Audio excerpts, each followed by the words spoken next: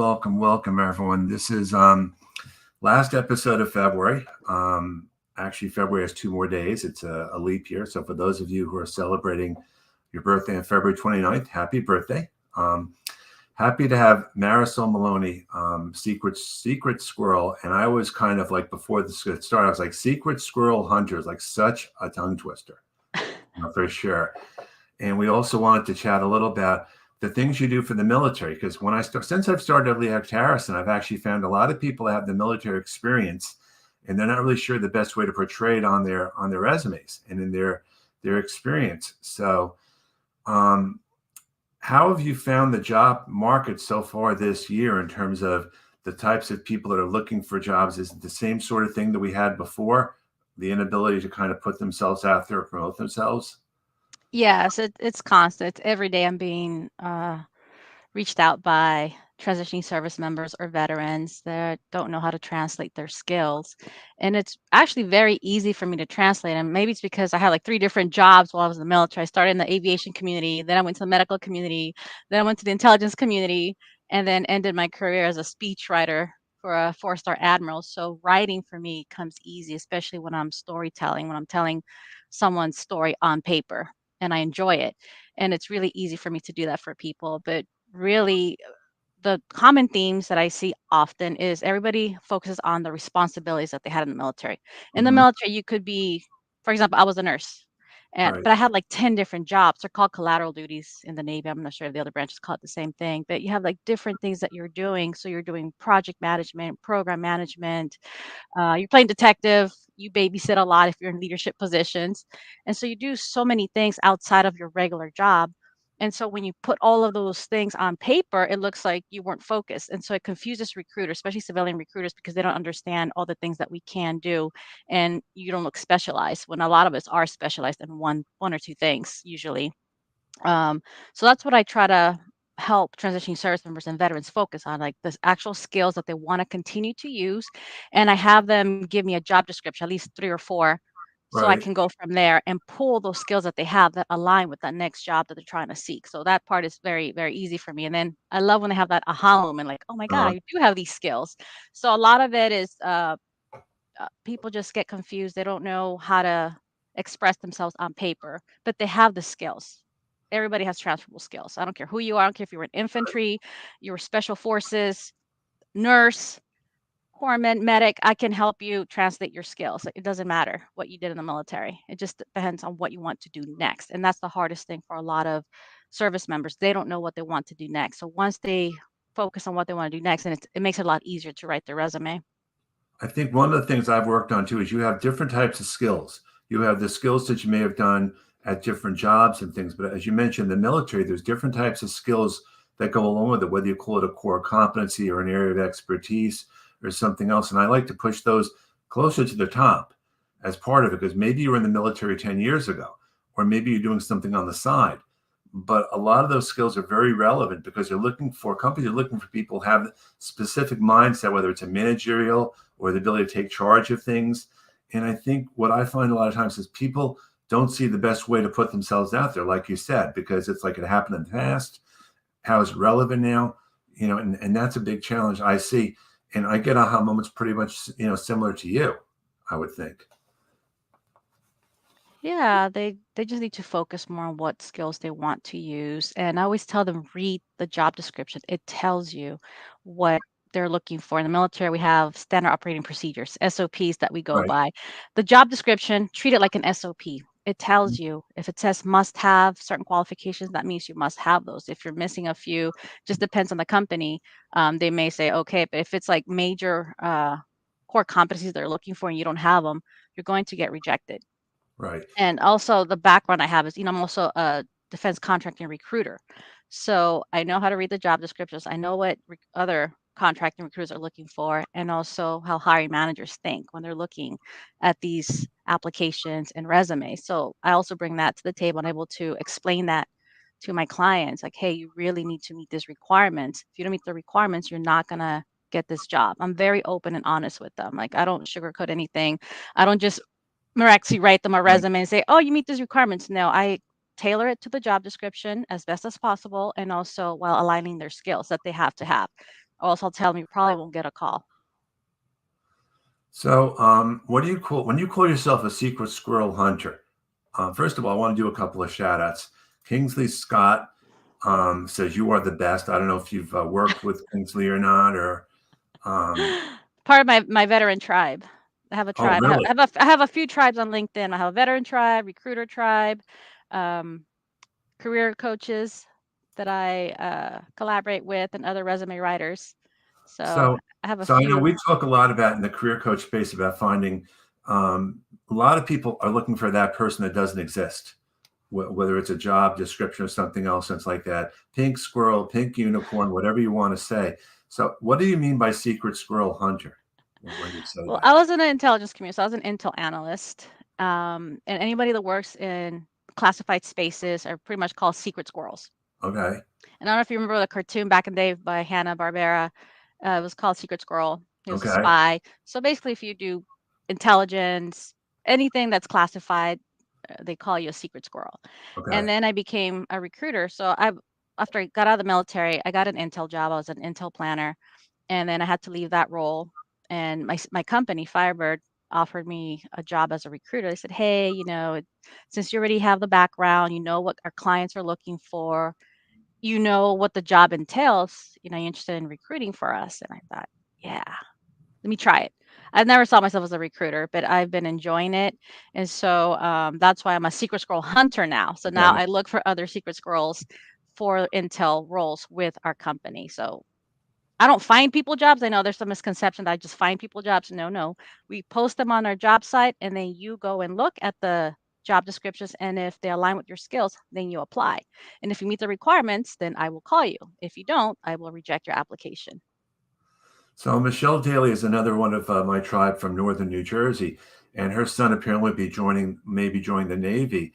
And he would love to know, and I'll ask this question too: does the military have resources available when there are people transitioning out, or even when people are there looking for a job, or is it pretty much relying on the career services stuff that's out there? Because I know what we can do in in our space with different things, but when you're in the military and you're going to be discharged and you're going to be out, do they do any sort of coaching or any sort of mentoring or any sort of getting you back into the scheme of things, or is that where people like yourself come in handy to kind of bring them kind of like into not reality but just kind of the way things are now? Yes, and yes, there's a transition assistance program. They call it TAP class Okay. for short. And it's a week long, but it's really drinking out of a fire hose. They're talking to you about how to apply for medical benefits, post-military career, how to get a VA provider, and it depends on the instructor. So not all classes are created equally. Some are really good, some are mediocre, some are really bad. Just from the conversations I've had with other transitioning service members, mine was okay. The VA portion was lacking, so I had to find other resources and just do my own research on how to approach that to apply for disability benefits. Because a lot of us have injuries from deployments, from just, I don't know, working out every day. Maybe we all have like bad joints for most of us. I know I have bad knees from running a lot and jumping out of perfectly good airplane.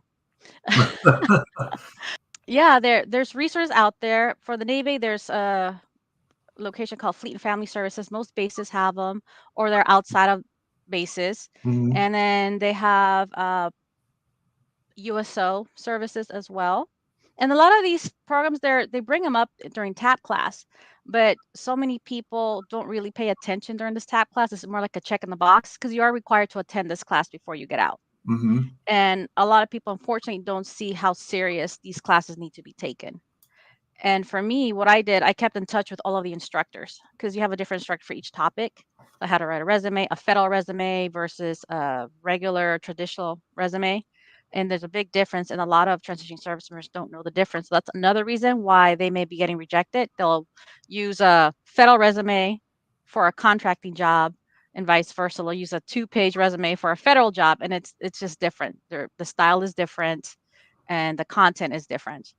So these are things that they briefly touch up on some of these classes, but a lot of people don't process that. So then they struggle post military career. You're not going to learn in 1 week how to transition. Transitioning is, I think, a lifelong process. I've been out 4 years, and I feel like I'm still kinda transitioning Hmm. mentally, just because I still like to do everything fast paced. I like to do everything yesterday, and that's just Right. how I was programmed, just from going on deployments and just working with, admirals and generals. They want things done yesterday. And as a briefer, as an intel analyst, I had to brief and get to the point, give the bottom line up front. We call it the bluff. So give me the bluff. So I'm used to just I want the bluff, like let's go. So I still think that way. So I feel like I'm still transitioning. So do you find that because I've looked at a few LinkedIn profiles of those who are transitioning, and they're very lacking. But again, it's the same reason a lot are lacking because they don't have the knowledge as to what to put on there. It's and that's kind of like the aha thing. They don't realize what they can include and not include. And I wonder even if there's LinkedIn groups that people can join, whether it's on here or elsewhere. I know I'm looking in the chat, like Linda Brubaker, who's one of my fellow coaches, volunteered at a Great Lakes Naval Base, providing resume and job search support. And I'm wondering if people like myself have that ability, or if we have to be vetted in some way, or what the process is. I mean, I know how the military can be about certain things. Is Yeah, you can be vetted. You'd have to talk to whoever's organizing uh, those programs, and then yeah, you'll have to be escorted on base and all that good stuff. You don't need a Yeah, clearance to come teach a resume class. right. Um, yeah, and you can also hold it off base. You can just volunteer your services, and people would love to have you. So you don't have to. It's not that official, but you still need to have base access. The other thing I see a lot of on resumes that are from the transitioning, they have a lot of specific technical stuff on there, which probably makes sense in the military in some cases. But and I look at resumes all the time, and I'm like, I I don't know where to start because I know what they know what they know what they're doing, and I'm sure they can translate it. But sometimes you have to simplify certain things, maybe, or maybe you have to kind of handhold them because this is just what they're used to doing, with everything, like you alluded to, what you've been doing the last 3, 4 years. And that's part of it's just kind of the engagement aspect of this for sure. No, it's true. I have to teach them how to spell out their acronyms and if they're even relevant. Yes, So exactly. a lot of them will put their rank. I was a sergeant major. I was a platoon commander. Nobody cares when you're a civilian. It's they just don't care. They don't understand it. Same thing with medals. They'll have a laundry list of medals. I had this one guy, he took up a whole page just listing his medals, but didn't explain how he earned them. And some, like with special forces, I know some of the missions are classified, so they can't really say why they got it. It has to be very, very generic. But if it doesn't relate to the job that you're applying for, then just leave it out. I mean, there's no sense in just listing medals. Just say what you did in an unclassified manner. And then any acronyms, they need to spell it out or use the civilian equivalent. And they're just so programmed to always Right, using right. acronyms. And so they think everybody understands what they are. And again, they're listing things like maybe if they were in aviation, they have all the aviation acronyms listed on there, but they're applying for an IT job or a cyber job, post military career. So it doesn't make sense. It has to align. So when you apply for a government job, let's say, is there a different format for applying for a government job versus sending a resume to an online job board? Is there a certain format that's requested, or certain things, boxes that have to be checked? Because I know you alluded to that before. Yeah, so usajobs.com. That's where a Mhm. lot of the federal jobs are listed, and it has a resume builder on there. Um, it works well for a lot of people.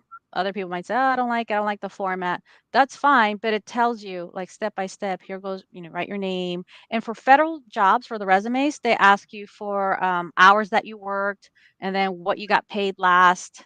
It's just different for federal resumes, and Mhm. it tells you how to do it. And you also have to do. It's kind of like it's a questionnaire, and it's like I think it's one to five. Five is the highest, and if you score anything less than a five and more than one of those, then you're probably not going to get a call from HR.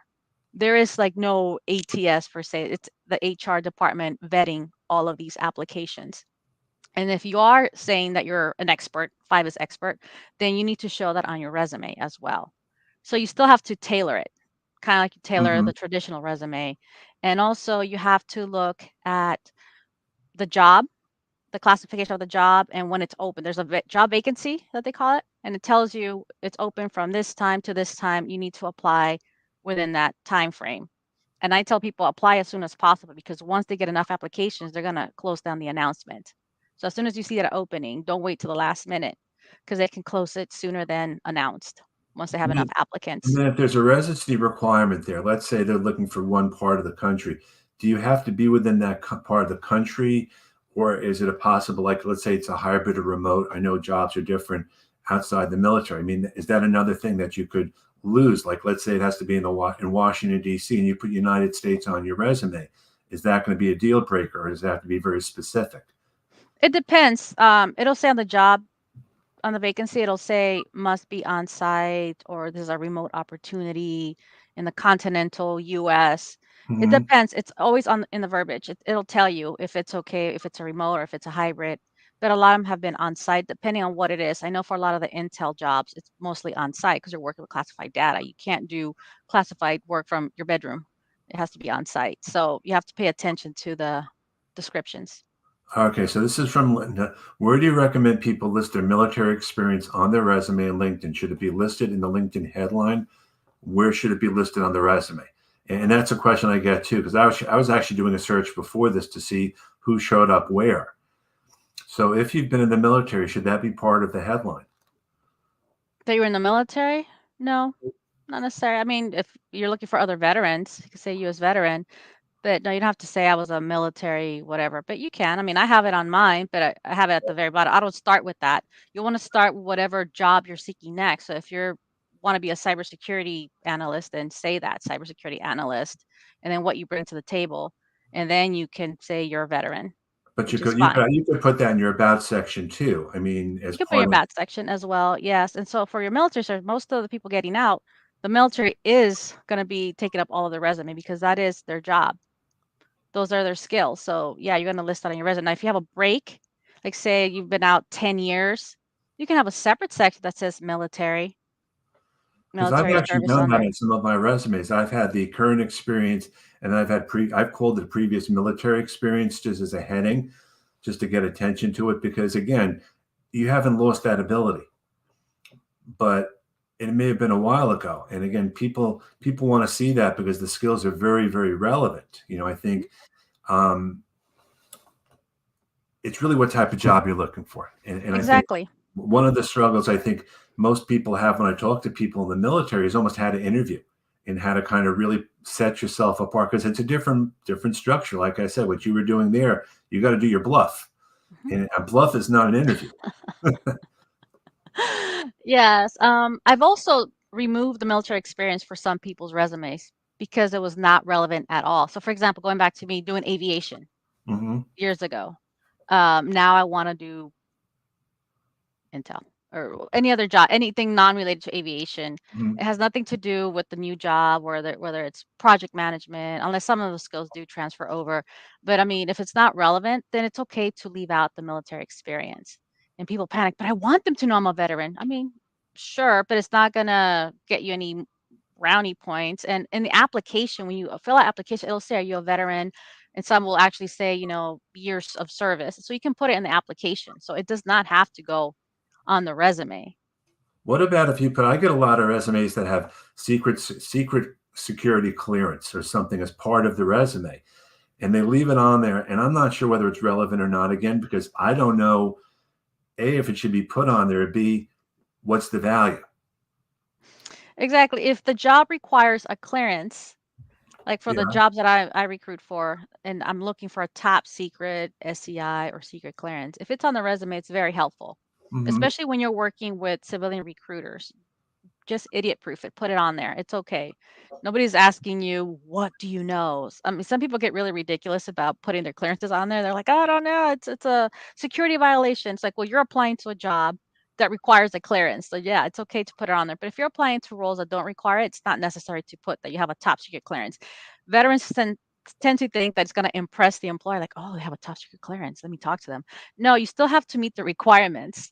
You have Hmm. to meet the requirements listed, basic requirements, must-haves, and where it says preferred qualifications, it's just a nice to have. So if you don't Hmm. have the preferred qualifications, it's not a deal breaker, but it will be a deal breaker if you don't meet the must-have requirements. And if one of those must-haves is a top secret clearance, make sure it's on your resume. I find one of the challenges are the soft skills, probably more than anything else. Like, we can work with them on resumes, but it's how do you put yourself in the best light, whether it's interviewing, whether it's the follow up. because again, everything with the military is very specific to driven by orders and driven by next steps, and you do this and you do that. And you know, in some cases, I've actually spoken to a couple, and it may not be everyone. You're asking to get out of their comfort zone with this. They're just not used to this. The funny thing is we are used to being uncomfortable with all the deployments, and then we go to promotion boards. It's kind of like our version of being interviewed. It's just Mhm. more structured and it seems stricter. So you're just sitting there all uptight. Everybody's uptight. But when you're interviewing as a civilian, it's a more relaxed environment. It should be conversational. It Mhm. shouldn't be an interrogation. And you're talking about your skills and what you bring to the table, and be mindful of the sir and ma'am sandwiches. In the military, What is that? What's a sir and ma'am sandwich? so, every time you say something, I'll say like, "Yes, yes, sir. No, sir. Yes, sir. No, sir."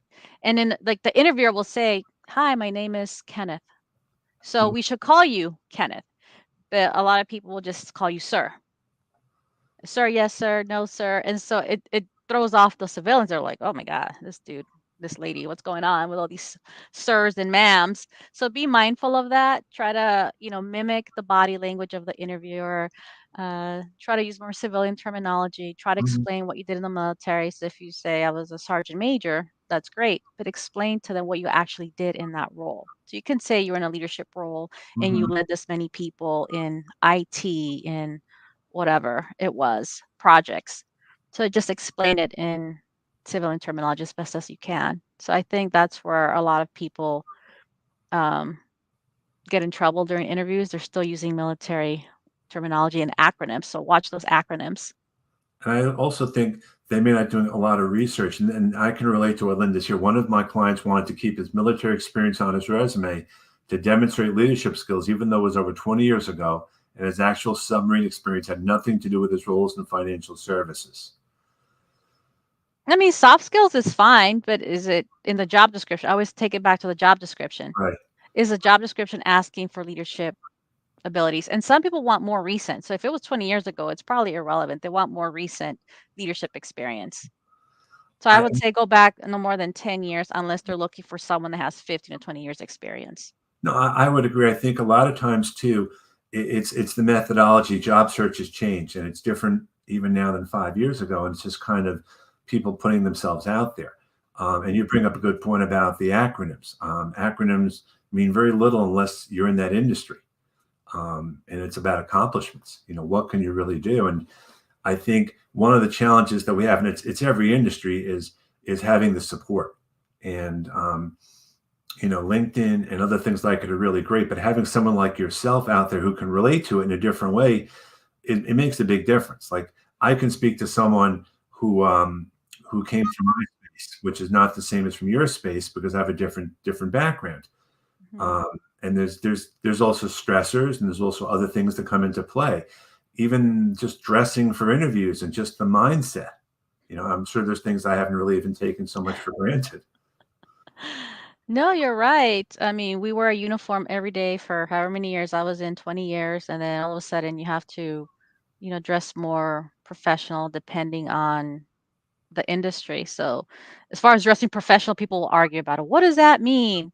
For Mhm. me, it's, dressing appropriate, like nice top, slacks. Um, a lot of the IT folks tend to dress down a little bit. It just depends. But I mean, if you're going for leadership roles, and you probably want to dress up for your job interview, even if it's via Zoom, you still Mhm. want to look presentable, and have a clean background and Do, decent lighting. do you find that a lot of the people you work with don't know sometimes what questions to ask or how to respond to them, or is it kind of assumed? Because there's a lot of information out there, but sometimes it's just it's almost like referring to the sir thing. You're going to ask questions and you're just going to reply back one right after the other instead of maybe being a little more probing or making it more of a conversation. Do you come across that too? Yes, I do a lot of mock interviews too, and I do practice the question, "Tell me about yourself," because they're going to ask you that in some shape or form. They might not ask you flat out, "Tell me about yourself." So when I do phone screens, I do ask people, "Tell me about themselves," without saying, "Tell me about yourself." So I'll go off of their resume, like, oh, I see that you did this. Can you tell me more about that? And usually I try to get them comfortable and try to bond with them over being a veteran. Hmm. And it relaxes them. We talk about deployments, and that lets me know more about what they did Right. in a more comfortable setting. So I try to get them to relax first and then bond with them and then start asking questions. And then I give them feedback afterwards, Hmm. watch their keep the answers short. Again, give me the bluff. Bottom line up front, get to the point. So if they ask you a yes or no question, then just answer it yes or no. But a lot of people will give this, long background, and then the interviewer will be like, "Did you even answer a question?" Like it was a yes or no question. So for those, just say yes or no. For more technical questions, then yeah, it should be about 90 seconds.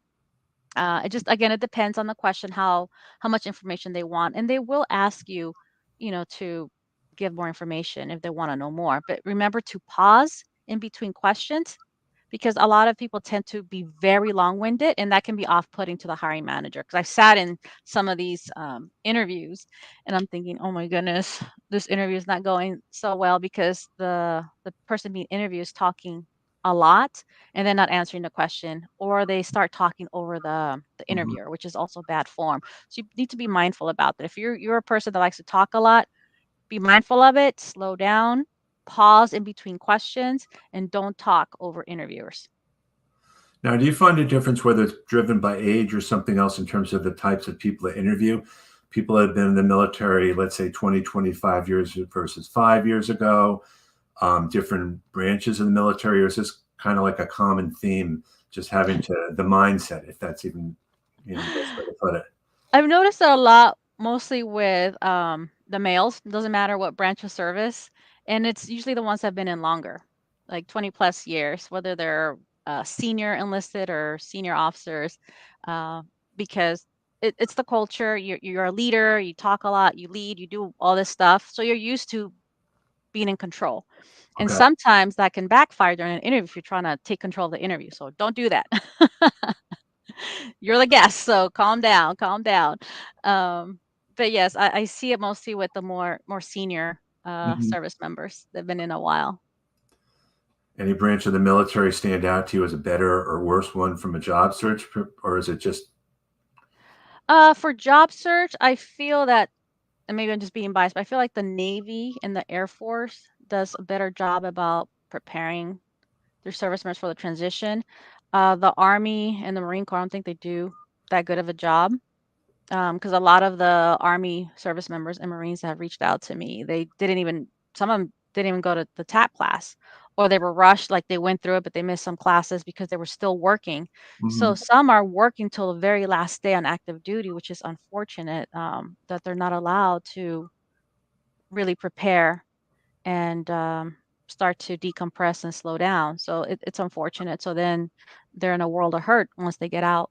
And then some get deployed. So I've worked with service members that were deployed like the last 6 months on active duty.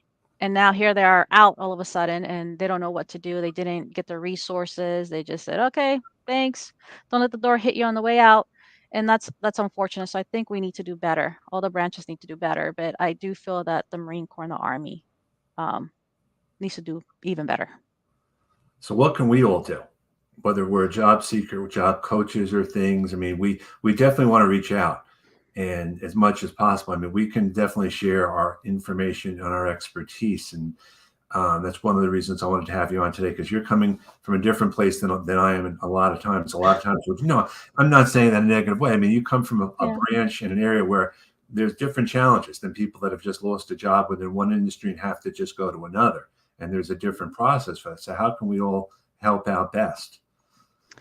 I think just offering mentorship. There's a program called Veterati where you could be a mentor there, Kenneth. You can mentor anybody, and it's we give an hour. I'm one of the mentors. I just haven't opened up my appointments in a while because I've been a little busy. Okay. But you give an hour of your time and you mentor them in whatever it is they want to talk about. Maybe you're a cyber expert, or you're Hmm. an intel expert, or a career coach, and so they can go there and pick your brain for an hour. But also encourage the job seekers to be more proactive because the job search does start with the job seeker. You have to figure out what you want to do next.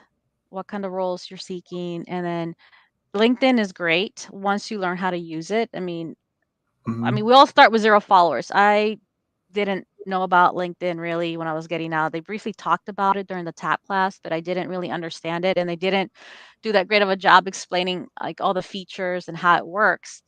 Um, but once I figure out LinkedIn, I actually got 2 of my jobs, post-military career, through LinkedIn. Recruiters found me because I had optimized my profile. I had a headline, I had my about section filled out, my education filled out, all of my skills maxed out. So take advantage of it.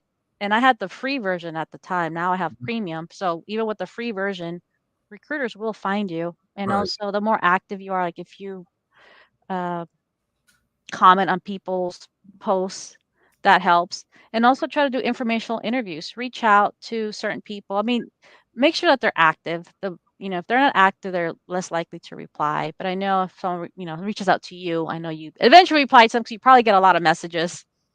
Well, that's So a whole different discussion. There's lots of messages, and then there's also different types of messages, and that becomes a yeah, different thing. I mean, and yeah. you know, So you need to figure out how to reach out to people. I get messages all the time. Every day I get inundated. Sometimes I have no idea what they're asking for. They're like, mhm, "Oh, so you're a secret school hunter. I think you can help me." And then they just leave it at that. I'm like, I don't know what their ask is. And some don't even say hello.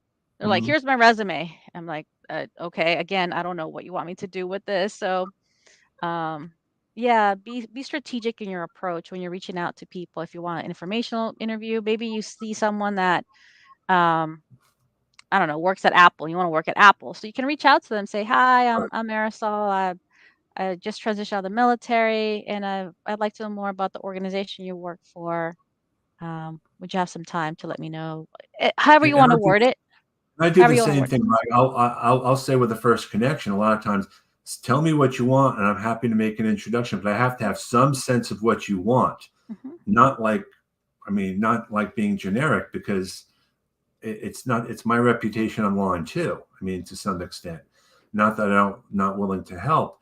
And I want to, when this is over, just put the URL for where that mentoring program is, because that sounds like a really great idea. Because I think, I do mentoring here locally in New Jersey. I do with graduating seniors, and that's really great. Mhm. But this is a much different type of mentoring, and I think it's something that's very much needed. From which is why we had a chat before, because to kind of promote this Mhm. as much as Yeah. possible. And there's so many nonprofit organizations that it's actually overwhelming for a lot of veterans. Okay. Um, there's the honor program for special forces. There's ACP, American Corporate Partners, that they'll offer you mentorship as well. They'll help you with your resume, with your job search. I did Onward to Opportunity. It's a free program for veterans, transitioning service members, and their military spouses. And I was able to get my project management certification through them, and it Really. was free. And they also offer it's evolved since I did the program 4 years ago. So now they offer more services with the job search. So there's so many programs out there. LinkedIn, you can do a search. You can join groups on LinkedIn. Hmm. It's just learning how to navigate the system and really doing your own research. But there's so many programs out there, and I post about them all the time on my page. I have some on my featured section. I always give free information out. And Hmm. same thing when I'm working with clients, if I feel they need more resources, like applying for the VA benefits that they haven't applied for yet, then I'll send them information. So it Sure. just depends on what they need. There's so much out there. So I try not to overwhelm them. I try to give them just what they need, because I Hmm. could just give them a laundry list of Right. resources and then they won't know where to start. And I think a lot of veterans, we try to help each other out, but then we give each other too much information and it overwhelms people. So I try to give them like maybe 5 or 6 resources at a time, Hmm. depending on their needs. So that's why I try to get to know them, find out where they're at in their transition. Like I did a lot of my own research. I taught myself how to write a resume. I didn't really know about these other resources because I also failed to make do my own research. So that's why I encourage it. Just ask the dumb questions. It's okay. Don't be afraid to ask the dumb questions. That's how I learn. I ask dumb questions all the time. That's how we all learn to some extent. I mean, there's no such thing as a silly question. Although when I started in IT, I'd be afraid to ask, but now not don't care anymore. So, Marisol, thank you very much for the chat today. Thanks for Appreciate it very having much. me. This was fun. Yes, and have a great day, everyone. I'm going to put some links in the chat later on as to some of the things that Marisol recommended. And anything I can do to help, let me know for sure. Thank you. Thank you. And Thank if you you. guys need to book a time with me, go on my Calendly. It's on my Okay, profile. sounds good. Have a great day, everyone. Bye, guys. Thank Bye. you.